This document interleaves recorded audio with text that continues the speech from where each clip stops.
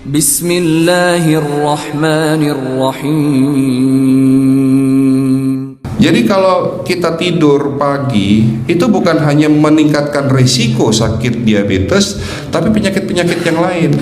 Dan satu hal, Rasulullah mengatakan jika kita tidur setelah sholat subuh akan meningkatkan risiko pikun, Pak. Pikun loh, Bu. Ya, Pak, gampang pikun. Lah kalau kita sholat subuh menjelang maghrib setelah asar, apa yang terjadi? Islam melarang, kita dilarang oleh Nabi kita tidur menjelang maghrib, betul? Bukan karena nanti ketindihan setan, bukan ya. Secara medis diketahui bahwa orang yang kebiasaan tidur antara asar sampai maghrib itu akan menurunnya daya tahan tubuh. Jadi gampang sakit infeksi, Pak, kalau Bapak tidur menjelang maghrib. Kalau sekali lagi setelah sholat subuh gampang pikun, aliran darah ke otak itu tersumbat, ya, jadi stroke penyakitnya. Tapi kalau tidur setelah asar sebelum maghrib, itu daya tahan tubuh kita akan menurun. 6 langkah praktis, ya, Bapak bisa lakukan di rumah mulai hari ini. Langkah pertama, mulai hari ini jangan makan malam, Pak.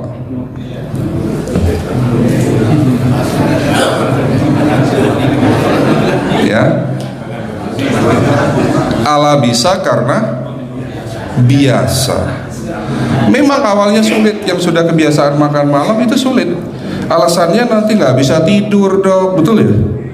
Nanti perutnya kembung, mual dan sebagainya. Itu karena kebiasaan. Dulu pun saya begitu. Tapi kalau sekali-sekali boleh, Pak.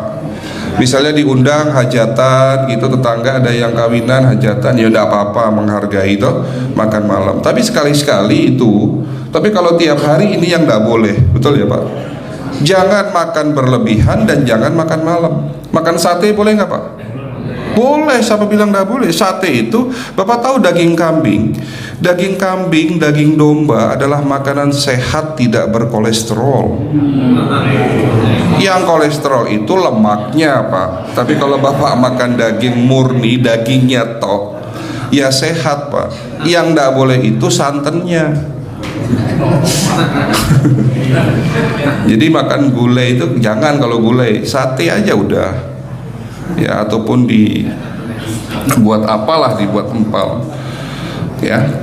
Oke, itu yang pertama. Yang kedua, tolong catat, jangan tidur larut malam, Pak. Batasan tidur jam berapa, Pak? Jam 11 paling telat. Jadi jam 10 harus sudah tidur. Kenapa? Apa penjelasan medisnya? Orang yang tidur di atas jam 11 akan terganggu fungsi livernya, Pak.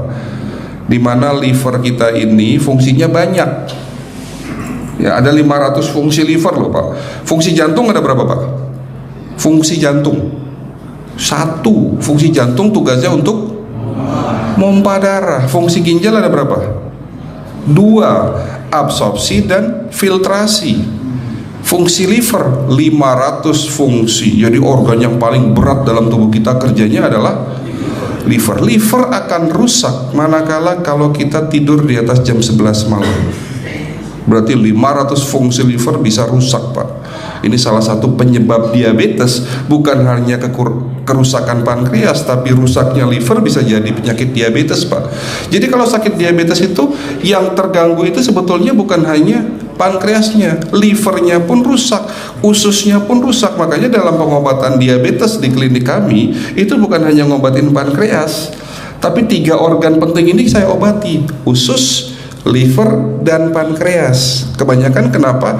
Kalau dalam pengobatan tradisional mereka tahunya diabetes itu hanya pankreas, ya kan? Tapi di sini dalam pengobatan holistik, orang yang kena liver itu 3 organ ini pasti rusak: usus, liver, dan pankreas. Salah satu penyebab dari kerusakan liver akibat kebiasaan tidur larut malam. Jadi salah satu penyebab diabetes pun bisa karena tidur larut malam.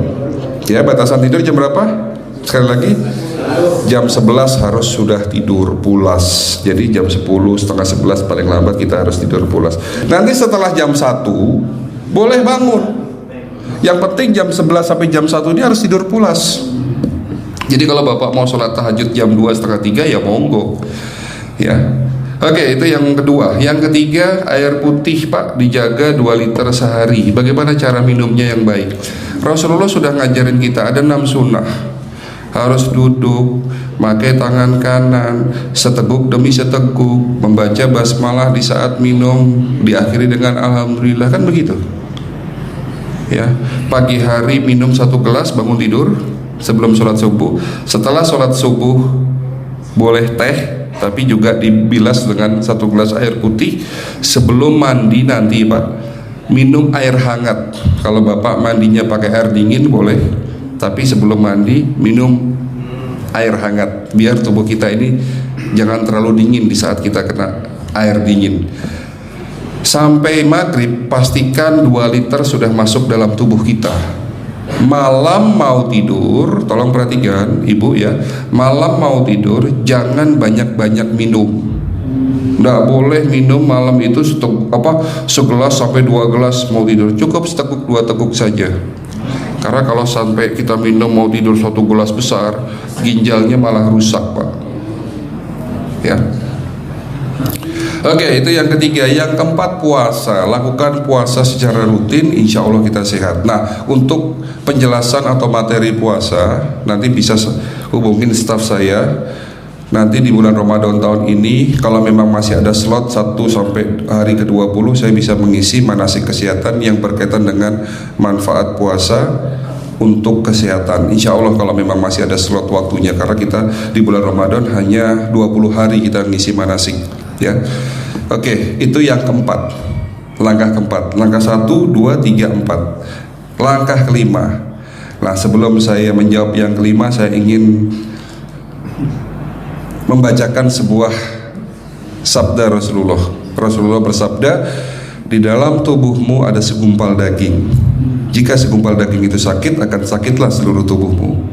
Dan jika segumpal daging itu rusak, akan rusaklah seluruh tubuhmu. Apa itu segumpal daging? Segumpal daging itu adalah hati. Tapi ternyata yang dimaksud Rasulullah itu bukan liver Pak. Yang dimaksud Rasulullah adalah hati kita, roh kita, jiwa kita, perasaan kita. Kalau hati kita rusak, kita banyak penyakit hati, iri, dengki, sombong, takabur dan sebagainya. Penyakit fisik akan muncul dalam tubuh kita. Ya, tidak ada orang stres itu sehat, betul tidak Pak? Tidak ada orang yang suka marah-marah itu sehat, betul tidak? Bahkan Rasulullah menganjur senyum adalah ibadah. Senangkan orang lain, permudah urusan orang lain, insya Allah kita sehat. Ya. Jadi itu langkah ke-5. Langkah 1 sampai langkah ke-5 sifatnya individual. Bapak bisa lakukan sendiri di rumah. Tapi langkah ke-6 ini butuh bantuan pihak dokter atau rumah sakit. Kira-kira langkah ke-6 apa Pak? Lakukan pemeriksaan sebelum sakit. Jadi periksa itu jangan nunggu sakit baru periksa. Jangan seperti kayak Bu Ustazah tadi, diajak periksa, jawabannya takut ketahuan penyakitnya. Setelah stroke baru datang ke klinik untuk minta diperiksa. Kalau sudah stroke susah nggak nyembuhinnya Pak? Kata kayak beliau nih, sudah 2 tahun tidak sembuh-sembuh karena sudah terlanjur stroke. Tapi kalau beliau melakukan general check up, mohon maaf ya Pak, kalau beliau melakukan general check up rutin, insya Allah tidak akan kena stroke, karena sebelum stroke sudah diobati dulu. Karena stroke ini bisa kita lihat dalam scanning dengan alat yang saya punya, insya Allah kelihatan ini. Oh ini sudah mulai ada tanda-tanda mau penyumbatan, buru-buru diobati. Memang takut Pak, tapi pesan saya jangan takut. Ya, lakukan pemeriksaan supaya kita tahu, supaya kita kenal. Gitu ya Pak. Jadi kira-kira di jemaah ini ada enggak yang mau saya ajak periksa kita semua? Pesan terakhir dari saya, lakukan pemeriksaan sebelum terlambat. Ini pesan saya dan pesan seluruh dokter di dunia sebetulnya. Lakukan pemeriksaan sebelum terlambat. Ya, karena dengan kita melakukan pemeriksaan kita akan kenal tubuh kita. Kalau sudah kenal kita akan sayang sama tubuh kita. Betul Pak? Ada pepatah mengatakan tidak kenal tidak sayang. Cukup sekian dari saya. Mohon maaf kalau penyampaian kami kurang baik. Akhirul kalam, wabillahi taufiq wal hidayah. Wassalamualaikum warahmatullahi wabarakatuh.